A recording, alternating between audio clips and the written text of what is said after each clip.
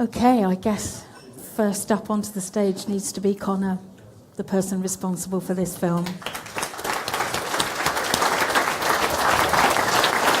Grab a seat, Connor. We've also got, obviously, Claire from HSI coming back up.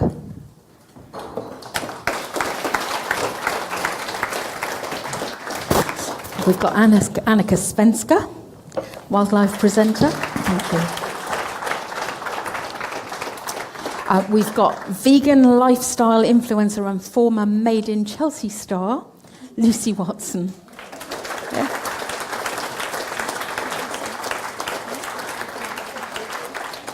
And Cosmopolitan's UK senior fashion editor, Sairey Stemp. Thank you. I think that is all of us. So we're going to have a chat up here.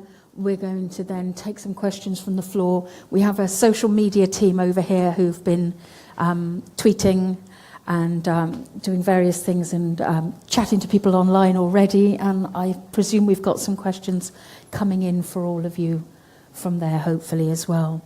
Connor, I guess we need to start with you. Thank you. Amazing. Is this the first time you've shown it to an audience of this size? Yeah, definitely of this size. How's it feeling to finally see the work? Yeah, it's really cool. We've had a premiere in Poland and in Sweden, but for those two screenings, it was mostly activists and people who knew a lot about this. So this is the first time people were seeing it who I think is the main audience for it. And it's a really nice place. Really didn't expect this many people to come, so it's just really nice to be able to share this message with so many people, and that's what we want. We want as many people to see this as possible. Yeah. Why this film? Why fur? Is it something that's touched you personally? Is it, like us at Lush, one of those things that just you find totally inexcusable out of all the cruelties out there? Why fur? Well, I definitely agree with you, but that's not really why I sort of did it. Because when I first met Open Cages in 2016, they told me about what was happening. And even though I'd been an animal rights activist for quite a long time and was vegan for quite a long time, I had no idea. So I think if I didn't know, then I wonder what the public would think of it. So I could be another voice, talking about, say, meat or something like that, but I think it's really important to talk about fur because people don't necessarily know this is happening. And also, even though it's not maybe not as big as food animals, it's still a huge industry globally, so it's very important. So those two reasons, I think. Yeah. Anneka, how does it feel looking at wild animals in that situation? Hello, all right, it's switched on. Incredibly distressing. I run a production company myself, and I film on a regular basis foxes. Not just wild rescued foxes in the wild. I also film silver foxes, because there are a lot of people that have rescued pets, and I've got to say it's absolutely tragic.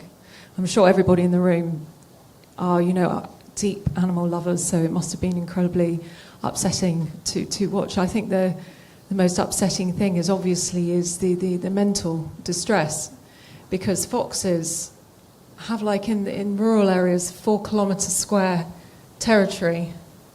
The males don't come near other males if they can help, and if they do, they'll fight.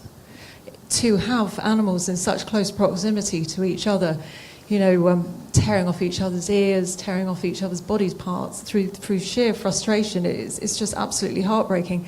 The thing that gets to me the most is the metal cage bottoms. To see them treading on that, to see the baby's feet falling through those holes, like from the moment they open their eyes, that's all they see. And part of the dog family fox is they don't like their own excrement. they use it to mark their territories. And funny enough, one way of stopping your dog digging in the garden is to take its excrement, actually put it in a hole so it doesn't go near it again. So to actually think of those foxes sitting on top of their own excrement underneath their cages and smelling that all day long must be absolutely horrific. And of course, that she brought up in the film, which is very relevant, is mink absolutely thrive on water. They absolutely do. But I just don't see so filthy, disgusting conditions in those farms, how they could even have water in a place like that. I wouldn't want them to have water in a place like that because it would just become stagnant and filthy. So yes, it's absolutely distressing. There's no room for this in the world we live in. And I think it is just complete disconnect. I think people just are completely disconnected to the reality. This is why films like this, which I think it was an amazing film, I think it was beautiful, it was beautifully shot, needs to be seen. People need to see this, especially in the run-up to Christmas, which is such a hot topic, all these pom-pom hats and these little key rings, and people not realising because everything is labelled incorrectly. People need the education so they can start to teach themselves what to look for. Yet it was ever so powerful and really upsetting. And Sairey, have you got anything to say regarding the fashion industry? Because obviously this is fashion. Absolutely. We have a huge responsibility to get the message out there that fur is not acceptable in any way, shape or form. I work for Cosmopolitan, but on a personal level, it's something I've always been passionate about, and we've always had a no fur policy. And my predecessor, my previous fashion director, was very vociferous about it, and has since become an influencer for PETA. We feel very strongly, and also, you know, we go to things called press days where fashion companies and PR agencies show all their product. And if I ever see fur, you know, I always make it very clear that it's not acceptable. And we have a duty to get our message across to our audience, our readers, our consumers, that nobody should be wearing fur and you should not be buying into it. But the thing that I feel very passionately about is that people should be engaged in what they are buying, what they are consuming, because this is why the industry exists, because if there's a customer, it will exist. And this is what these greedy people who operate these fur farms, they're there taking the money. And because there is an industry, we have to stop the industry. You have to cut it off at the source. And the fashion industry has a lot to answer for. But I do think the tide is turning.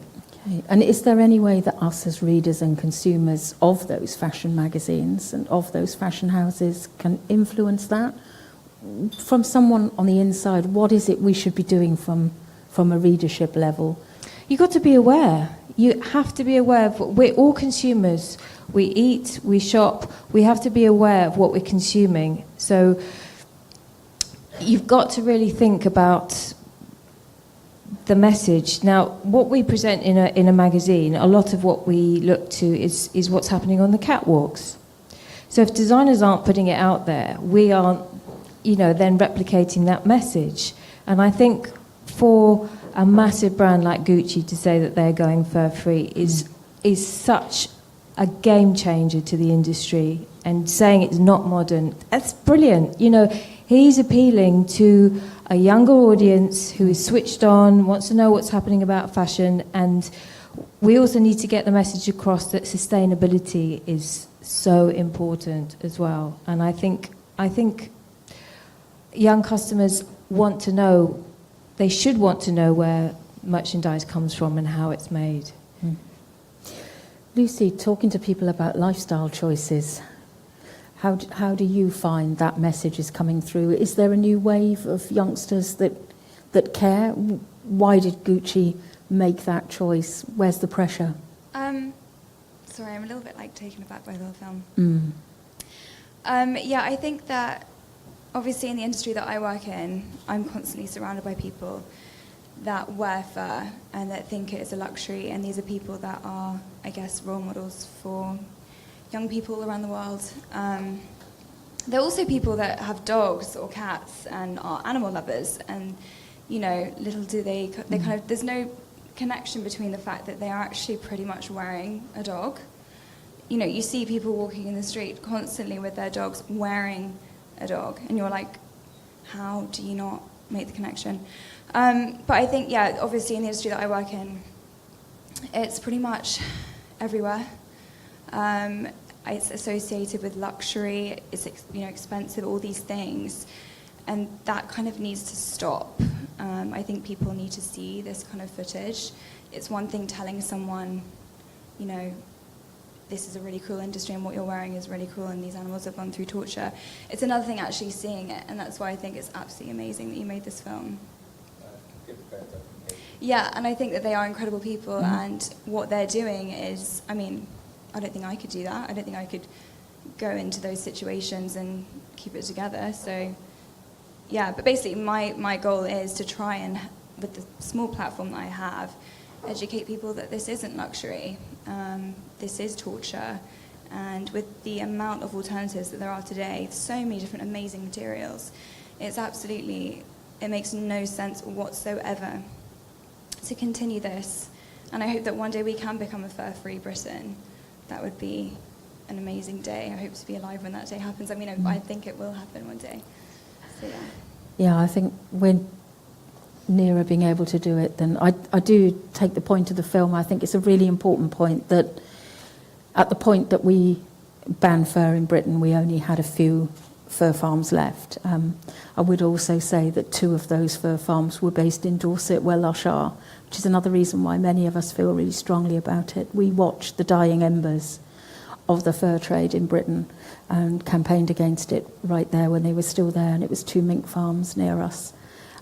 They were filthy, disgusting places, exactly like the worst rundown ones that you filmed, but nowhere near the scale.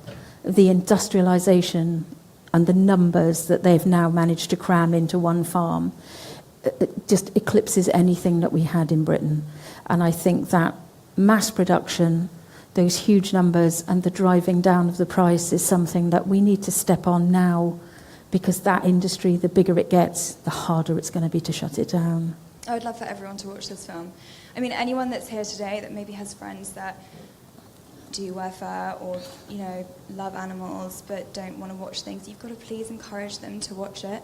Everyone needs to see it, and if they won't see it, preach to them, tell them. Don't be afraid to preach. This is what I say. Everyone gets so annoyed when people preach, but actually you're doing a good thing by doing that, and hopefully you can stop someone from wearing fur.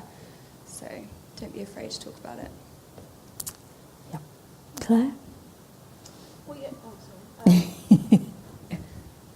Well, I just want to pick up on a point that Lucy made about fur as a sort of luxury item, and I think in one way the changes we've seen in the global fur industry over the last perhaps 10 or so years is actually helping us to do that because of this mass industrialisation of fur farming. It's almost becoming a devalued product. We see from, if you've all had a chance to look at the fur items out in the lobby as you come in, a fur bobble hat for £3.50 off the internet, shoes for £10.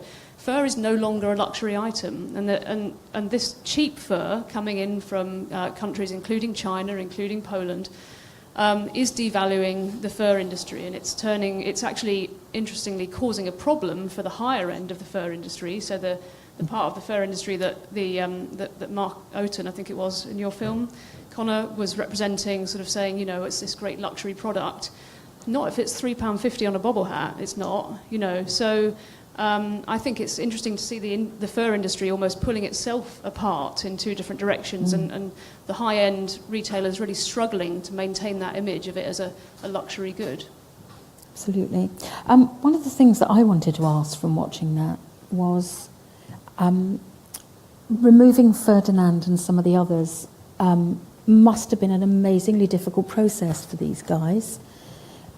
Can you enlighten us as to how that process of reporting and getting the authorities to allow you to remove stuff Well, it's only works. briefly mentioned in the film, but it's kind of like when you see a dog in a hot car, and you're in England, you're allowed to get out. In Poland, they have this. Wow. For some reason, they have this law where animal protection organisations are allowed to On the remove- spot without not on the any- spot, but right. they're allowed to. They can do that and make a case for it, but they're legally allowed to remove an animal if it's suffering. So it's a long process of working with the farmers and the law, but usually what happens is the farmers just don't want the bad press, so they will just say take it and leave us Yeah. alone. And that's why you can trespass like we did in the investigation, because if they make a big thing out of it and they say you shouldn't be doing this, they're admitting that it's their farm, so they don't want that. So there's these the Polish law for this kind of stuff is kind of complicated, but they use these loopholes, and they can they've rescued about 20 foxes and now they've closed down some fox farms using this sort of loophole. Yeah, it's amazing that they even get one out of there. But, What conditions do they have to be in to be able to? yeah. Yeah, that's the thing. Why it's harder to. I don't think they've rescued any foxes for just psychological suffering, because it's really hard to prove that. So they usually will rescue a fox that's like physically injured. I don't think there's anything specific that they look for. It's just that if they see there's a farm that's got some obviously suffering animal, they can make a case for it. Yeah. I think it's time to open up to the floor. I'm sure loads of you have got stuff you'd like to ask. We've got some roving mics, and we have our first hand up. Hello. I just wanted to say how, my mind was blown by the fact that some of these retailers can advertise fur products as 100% acrylic. I was wondering if anyone could tell us how the retailers are unaware of this and how that actually gets through to the standard market. I think that's probably the two of you would probably best answer that. Yeah, I can have a go at starting out. So I think a lot of the time, well, the first thing to say is that the vast majority of high street chain retailers in the UK are fur-free, and we absolutely applaud those policies, and more retailers are adding themselves to the fur-free retailer list every year. We are finding that sometimes they slip up, and I think that happens, and they're trying to have a fur-free policy, but they accidentally sell real fur. And I think that happens partly because they're using the wrong cues sometimes to tell real fur from fake fur. And the biggest one that catches them out is price. And as just mentioning just now, because fur is now so cheap to produce, because animals' lives are so worthless, essentially on fur farms, fur is really cheap. And so price used to be an indicator for fur. I don't know, Sairey, you can sort of speak to this as well, but used to be an indicator, and now it isn't, because real fur can be made more cheaply than fake fur. So I think often they're using the wrong cues. The other issue that compounds this problem is the lack of labelling. So rather shocking, there's no legal requirement in the UK for real animal fur to carry a label. And that doesn't help consumers, and it doesn't help retailers either. Yeah, I think that's the massive problem is labelling, and there are no laws really to actually make anyone who's producing and importing goods to actually flag up this is real fur. And there's so many loopholes that unscrupulous brands can get through. And sometimes it happens unwittingly that through a chain of supply and demand that things do come through the net, which is why we have to tighten up the laws and make sure that nothing comes in, because if nothing's coming in, people can't buy it. And this is the problem. But there's also the education and awareness of people, and I love the fact that you've got can you tell what's real and what's fake? Because I think generally consumers can be quite confused about what is real and what's fake. And it's our duty to actually get that message across. So if you have the information there, then you can make a valid and informed choice. And I think the fur industry deliberately went through a phase of dyeing fur in order to make it look to bring fake. it So back. people Yeah. often think they're buying fake and it's real. which is very problematic. Any other questions out there? Have we got the microphone over to here, please? Thank you. Thank you. The film was really, really great. It was a question about if a consumer finds out that they're wearing fur, because I tell people when they're wearing Canada Goose jackets or whatever, and they can maybe donate the fur or something, but what other advice do you have if they bought it 6 months ago or whatever? What rights do they actually have to go back to whoever they bought it from and say, actually, I'm not putting my money here, this was missold to me? What sort of advice can you give in terms of what I can tell people who are wearing fur and they don't know, Back and to they're very Claire upset for about that that? one. Sorry. Yeah, it's a really great question. So if someone buys something that's sold as fake fur and it turns out to be real, then the first thing we'd encourage them to do is go back to the retailer and explain their concerns and obviously ask for a refund. They should also raise the issue. They can tell us about it, and we'll sort of add it to our portfolio of evidence that we're taking to trading standards and the government. And they can go to directly to trading standards themselves as well. And the more people do this, the more government will start to take notice. I mean, obviously the government's quite busy at the moment with Brexit, so trying to get their attention on anything is pretty tricky. So we've got to be, filling up their inboxes with people from around the country saying this isn't good enough. I'm a consumer. I have rights to know what I'm buying, and I didn't want to buy this, and I've been misled. And yeah, I mean, people can, if they've got old fur items, we definitely don't agree with wearing vintage fur for lots of reasons, including the fact that there's no definition for what that is. How old is vintage? It perpetuates the look of fur. So we'd encourage people with any fur that they don't know what to do with to donate it to an animal shelter where they can use it as sort of nesting material for young animals that have been orphaned. I'd say definitely take it up with trading standards, but also take it to social media. Because that has a massive, powerful effect as well. I bought this, thought it was fake, and it turns out to be real, and then you can name and shame brands. Yeah, and I would also add that if someone's bought something online, that they take a screen grab before they report it, to show that they've got proof that it was advertised as faux fur. We have at least one item, and probably more out the front there, that have actually turned up with fur labelled in them, but online it was advertised as fake. So you find a dichotomy there, the disconnect between the truth online and the truth of the thing you have in your hand. The labelling isn't always incorrect, as our example here. Sometimes the labelling is correct, but the description online is wrong. So I would just say be very cautious and take evidence if you're going to report it before you report it, because it can all too quickly disappear. Any more questions? Where's our roving mic? And I would say we can't see very well from the stage.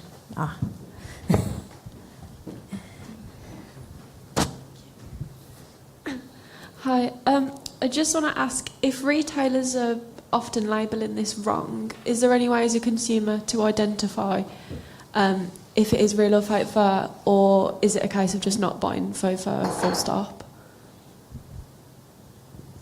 I think the thing to do is to actually really touch and feel it, because you can actually tell whether it feels acrylic or whether it actually feels like it's real. I mean, I know because I've kind of looked at these things for a long time, but it is very hard for consumers, and I would say that if you're in doubt, just avoid it completely.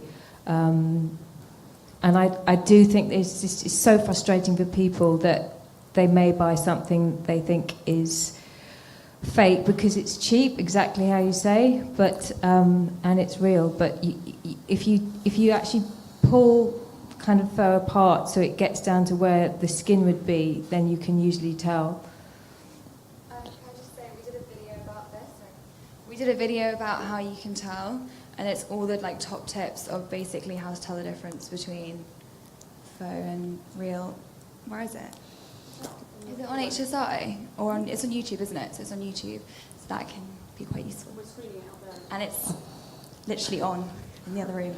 And as part of this 20-day campaign at Lush, we've got a little business card size card from HSI that we're giving to our customers that they can keep in their purse, which just shows you the tip about the actual tips of the fur are more tapered in real life because it's grown out of someone's skin, whereas fake fur tends to have a blunt end where it's a fake synthetic material that's been trimmed to size, and also the tip about getting right down to the skin and seeing if there's a weave of fabric or whether it looks like a flat skin. So we've got little photos of that on a lovely HSI card that people can pick up from our shops and keep it handy in their purse or wallet. Thank you. I think there was other hands back there somewhere, wasn't there? Where's our roving mic and where's our hands? Lovely. I'd like to know what the chances are of getting such an important film screened on mainstream media. And, well, I guess the chances are low because mainstream media, never ever screens any images of animal farms, whether it's factory farming for meat or anything else. But what would be the chances of that? And also, how do we make this anti-fur campaign global? Because, obviously, fur-free Britain is, the immediate goal. But really, it's got to be global because, it's no good if people in Russia wearing fur or, people elsewhere. I know that I spent the last 4 years in Austria, and I can tell you there's a heck of a lot of fur on the streets, an awful lot of women wear fur, and a lot of fur is bought, at least, it's sort of the visible signs of it. You can see that there's seems to be a thriving fur market. So how do we make it global, this campaign? I think it's really hard to tell if you can get it on mainstream TV yet, like you say, because of the graphic images. There are, every now and then, I've seen some documentaries on BBC and things like that, where they sort of go into it. We may actually be doing something with, can I talk about it? Lush? We may be working with Lush to get it onto some big platforms. We are taking it to a lot of film festivals. So what we're going to try and do is just try and get enough attention so the mainstream media can take notice of it, because I think the most important thing about it, you were talking about preaching and things like this. I think you have to be much more careful with, say, something like animal food products about preaching, but the thing about fur, like you see in the polls, people are already sort of against it. So I think we can be loud about fur now without fear of sending people away because they agree with us. So it kind of works with your other question about being global, because I think one of the main reasons we had such a good impact anti-fur campaign in the 80s was because we were so loud about it, specifically in the UK. And I think even though it's unpopular now, I don't think young people really know why they shouldn't like it, because they haven't been exposed to it as much. So we have another opportunity now to sort of do what we did in the 80s, but for this generation to keep it going. And I don't think that even needs to go onto TV, because most of young people are going to be online now. So one thing is this film will be free online eventually after many screenings, so we can just try and get it to as many people as possible, to young people especially, online. Can I just add, this was a conversation I actually had with Chris Packham at Bird Fair about getting things onto major platforms versus just online and on the internet. And everyone seemed to agree that because we are living in such this amazing world, that we have Twitter and we have Facebook and we have all of these platforms that people can just flick on and watch. And of course, the younger generations, they all want to watch that rather than normal TV. That the smaller platforms are the better places to actually get things out to people. And we're all saying that we think that we should all just be pushing it out as much as possible through social media. If it's to help the animals and it's not for profit, then let's just share and get it out and get it to a bigger audience, because we are in such a powerful time, I think, right now, to have all of that media in front of us that the kids want to get engaged with, that we really need to use it. I mean, for, you know, Twitter, for instance, there was a couple of tweets I put out. It was something completely different about sharks getting dragged around, you know, in the sea. And it went so viral that ended up that the perpetrators were actually brought to justice. So I do actually think that social media is incredibly powerful. And I spent many, many years sort of wondering why the BBC and other platforms would not pick up things. And they've actually said to me that they tend to follow the fad of what's going on, you know, on the internet. So say, for instance, everybody's talking about one thing, then eventually Panorama and other programs like that will follow on. So we should set the trend, and I think we should just get it out as much as possible on any platform. You know, if to make a change, we have the power, we have the grassroots to do it these days, and I think we should just do it. Speaking of social media, how are we doing in the corner? Let's have a look. Oh, wow. Oh, lovely. How can I get involved in the activist movement that helps these animals? I guess this should go to our campaigners and our lifestyle commentators here. Yeah, great question. Thank you very much to whoever posted that online. Well, lots of different ways is the answer. I mean, obviously, you know, fantastic groups like Open Cages are, you know, doing really nitty-gritty, hands-on stuff in the field, and there are, you know, fantastic opportunities to join organisations like that, and, you know, start by volunteering and then eventually go on to potentially make a career with groups like that, which is a great career choice. But then, you know, at the other end of the spectrum, it's fantastically important to join in, you know, the work of organisations like HSI in educating people, in, you know, handing out leaflets, in helping, you know, screen films, in doing all of the things that get information out there. Social media, as Anneka's just been saying, you know, anyone can be a really effective campaigner on social media with a bit of training.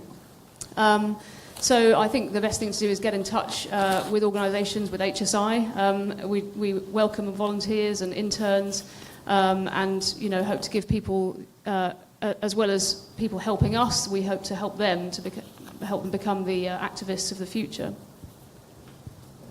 Sorry, I'm just totally absorbed in these questions. Anyone else want to comment to that first question?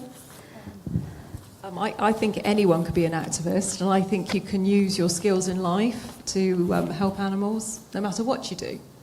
Whether you're an artist, whether you're a writer, whether you're a cook, you know, everybody has skills which you can use. I'm very passionate about this. So, you know, you could be an artist and you could think, I want to be an activist, I want to help animals. Well then, you know, you can paint some paintings and you can auction them off for some of these charities that help animals. Depends on what you want to do, whether you want to help animals in Africa, whether you want to help the fur trade. You can do that. If you're a writer, you know, you can write blogs. If you're a photographer, you can take photos, or, you know, if you're interested in cosmetics and stuff, you could open amazing shops like Lush, and you can promote, you know, cruelty-free products like that. And, you know, with my filmmaking, I have to make some money, but at the same time, my big passion is helping animals, so that's making little films and getting those out on the internet. And I know there's lots of YouTubers in here, and that's incredibly powerful. I think anyone can be a YouTuber. All you have to do is to pick your phone up and get out there. I know somebody that went out to South Africa and he made an entire documentary on the rhino horn trade on his phone. And all he did was come home, put a little bit of a voice over it and some music, and it was fantastic. So I think absolutely anyone out there can be a campaigner. Okay, right, I've bundled these into themes very sneakily while you were talking. This one doesn't bundle, it sits alone. Should we be wearing faux fur? Does it ultimately support the fashion for real fur? Anyone up here have a strong opinion on that one?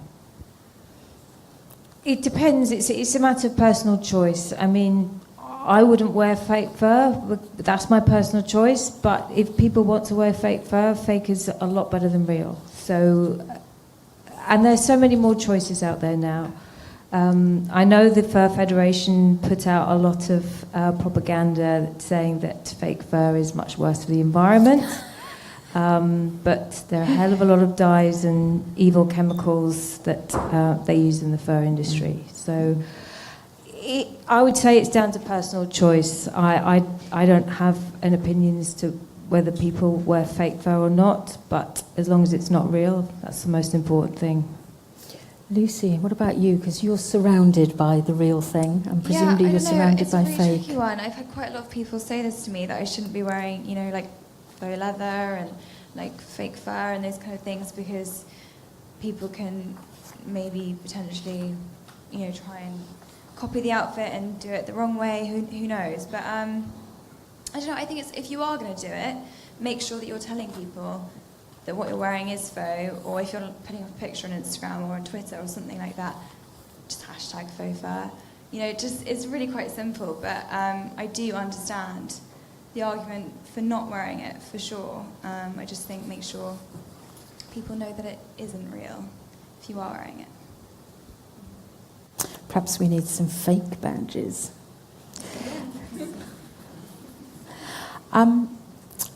These two I've bundled together, so I'll read them both out before anyone answers them. Is a ban on the import and sale of all fur in the UK a realistic goal? Is it achievable?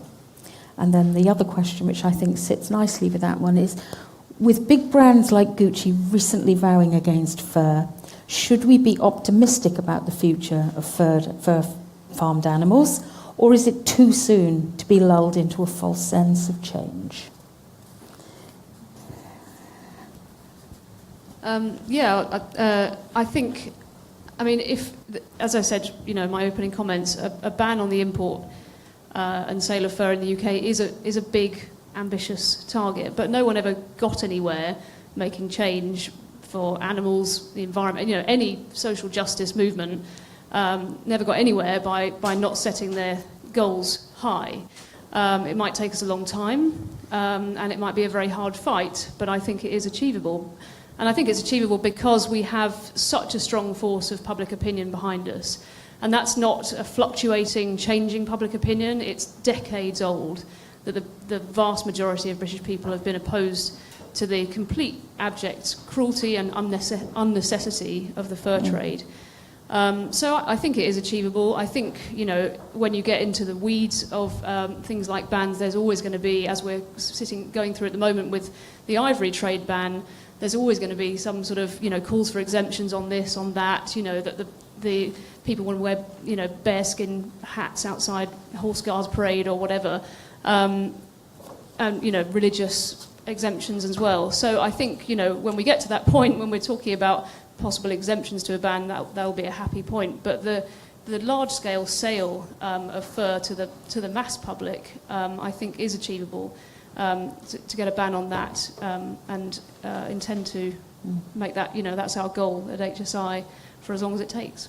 And I guess it's a two-pronged thing. It's like Sairey said, if you cut off the demand, you're halfway to cutting off the supply. Then the legislation can come in and mop up the end of it. I'd say we should be optimistic about it, and I'm so thrilled about Gucci's announcement, because that is a massive game changer.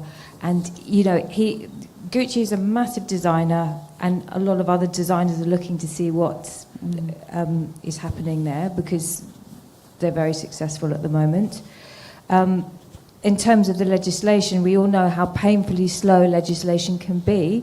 But there's no reason we can't make that happen. And your point about Brexit is really important, that we now have the chance to bring in new laws and make changes. And in a lot of animal welfare issues, but, in certainly in the import of fur, there's no reason why it can't happen. Do we know what drove the Gucci decision? Because if we knew, we could try and replicate. I personally think it's about sustainability, and because sustainability in the chain of where things are coming from, consumers are really much more switched on to that, and brands that have a respectable sustainability track record have proved to be doing very well, and consumers want to buy into those brands, and it sets a precedent. So if they're doing it, then other brands will follow. And the fact that they're saying that fur is not modern, the whole point of fashion is we want to know what's modern. So it's a fantastic message to get out there. Amazing. Can I just quickly add one thing, do. Hilary? Just on the subject of, is a ban achievable, or perhaps reframing the question of slightly, is it fair? So I've had people say to me, well, if a handful of people want to buy and wear real fur, we're a democracy, we should just let them do that. And our response to that is that as a society, we base our laws on the values held by the majority of people in this country. And so it might be the case that there are some people who want to eat whale meat in the UK. It might be that some people want to buy child slaves, So we don't let those things happen because we decided at some point in the past that those things are uncool and that we shouldn't tolerate that anymore. And it's the same for fur. It doesn't matter really ultimately that a very small and diminishing number of people want to be able to take fur away from animals and wear them on their hats and hoods, because as a society we've decided that's not acceptable. Absolutely. I still have a bundle here, but I'm aware that no one from the audience has asked anything in a while. Are there any other questions from the audience here? Oh, okay, I can't see. Oh, I've got a hand here. And we have a microphone for that hand. I've got a question for Connor, actually. So from one filmmaker to another, it was really great to see a modicum of balance in your film. And so what I'm really curious about is the challenge of getting people who were perhaps against the message of this film on the record in one way or another. And it seemed quite clear that that wasn't always the easiest thing in the world. So I'm curious, how did you go about that challenge? So you mean like how, making the argument balanced? Getting people like Mr. Gasiorek and I missed the name of the CEO at the end, Mr. Oten. Yeah. How did you get them to appear in your film? How have you surmounted that challenge? Well, thanks. It was really weird with Mark Oten. I just tweeted him. I said, can I interview you for my film about fur farming? And he was like, yep. It was that easy. Because who'd have thought? They have this, I think it's called We Are Fur. They have this thing, and it's like this YouTube channel, and they have all these propaganda videos, and they're very, I don't know if they actually believe it or not, but they're very confident in what they're saying about fur being a good thing. So I think he's an ex-politician, and he's really good at dodging answers and things like that. So when I spoke to him, he was just happy to tell me what he thought, because I think he's just a good speaker.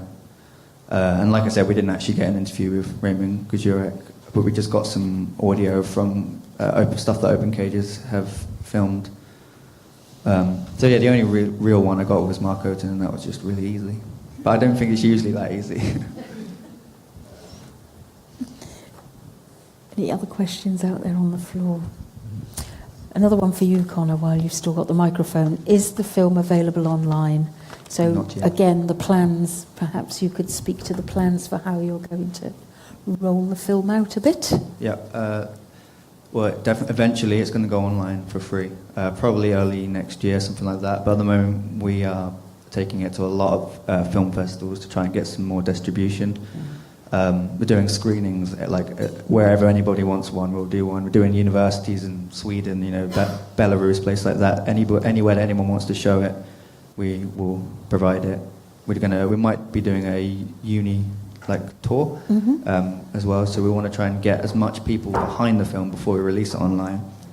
So once we release it online, how can people contact you for that?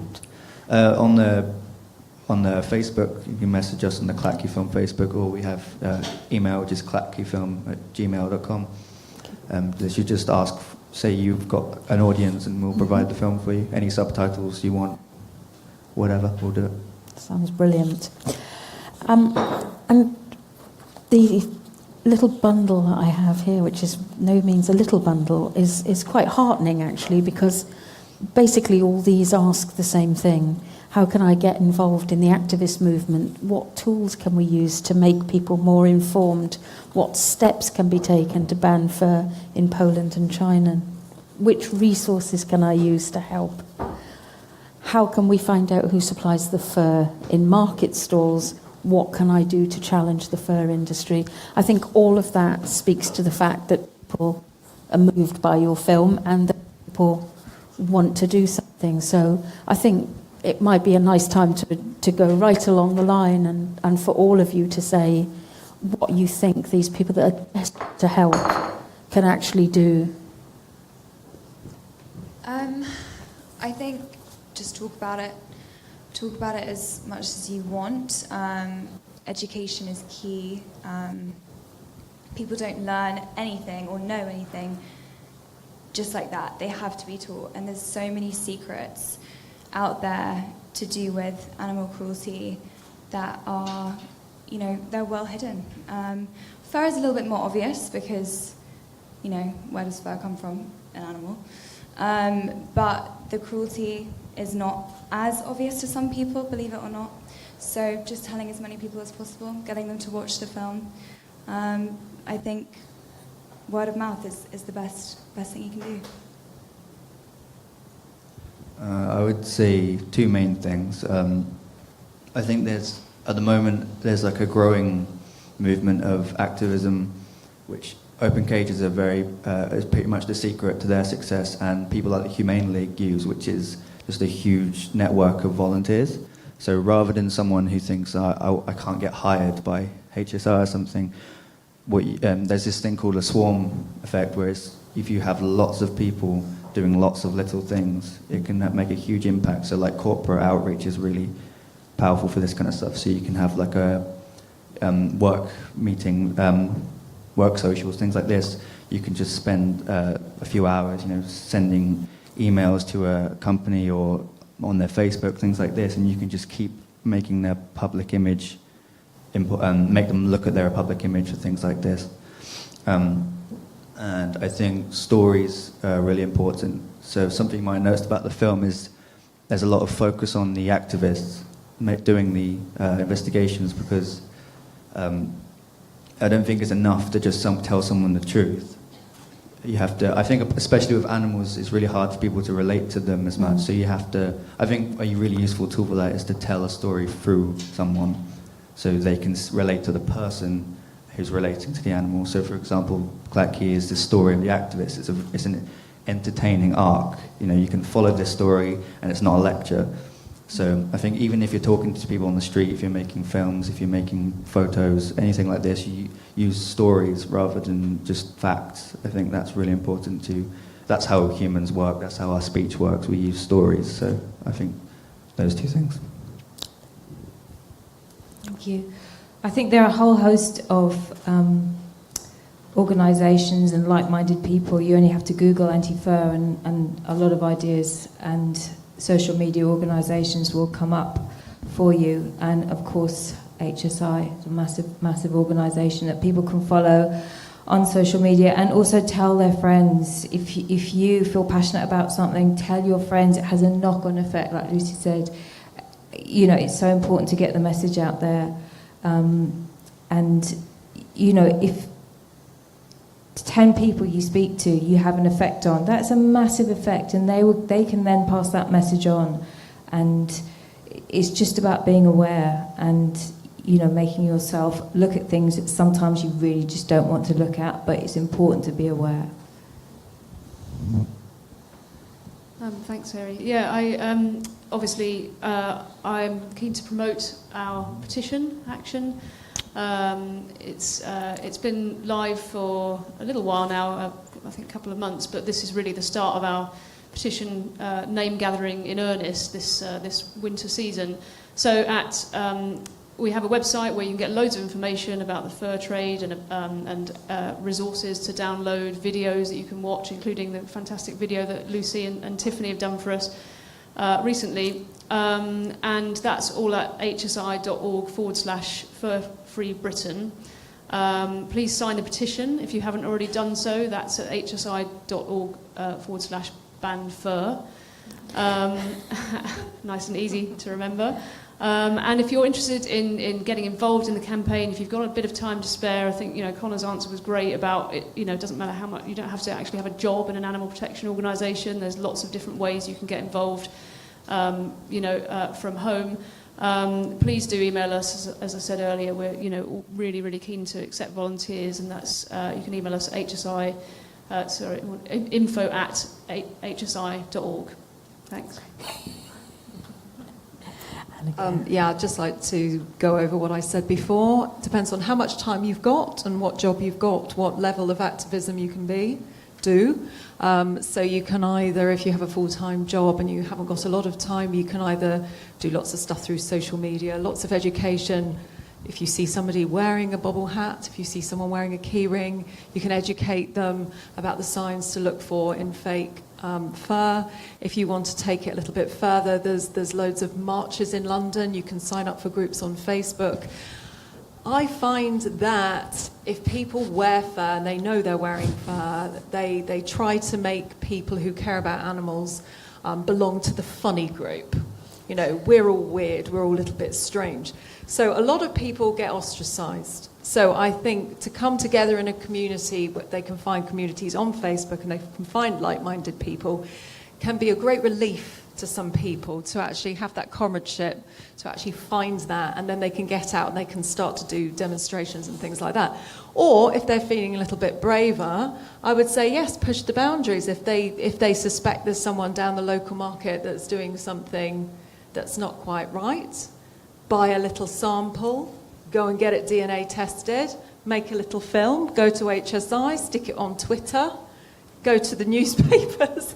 Depends on how far you want to take it and how brave you are and how much time you've got. But I think everyone can be an activist and everyone can do their part. Mm-hmm. I think I would also add to that the old-fashioned thing of going to see your MP. It's not something that's done a huge amount these days, but I don't know if all of you know that you can actually make an appointment either at a local, when my microphone comes back on, at their local surgery, or you can actually put in a request to your MP to see you in Parliament, in the lobby of Parliament. That's where the word lobbying came from the lobby area of our Parliament. You are entitled as a citizen of the country to go and talk to your MP about the things that bother you. And if someone's taken the time to go and talk to them, they assume that there are hundreds of people that care in the same way that haven't bothered. It's not every day that people turn up on their doors and talk to them. So just you going carries a huge weight, because they know that mostly we're all too lazy to do it. So if someone's got off their arse and done it, they sit and think, wow, there must be quite a lot of people that care about this. If they've got, if it's just you, if you can get half a dozen of your friends to do it across a few months, all the better. It'll freak them right out. Totally. We need to be back on to banging on their doors and making it clear to them, this is a change we want to see, and we want to see it fast, and we want to see it now. Anything else? Anything else from the floor? Has anyone got any comments from the floor, even if they haven't got a question? And is anyone telling me to shut up because I've run out of time? Because I don't think any of us have got it. Aha, we have a clock. I think we probably need to wrap up in that case. You don't need to run away straight away. We can quietly empty the building. So feel free to grab the people up here that you might want to have a private chat with, or a selfie. And feel free to, hopefully we've still got some drinks and stuff around. Thank you all for coming.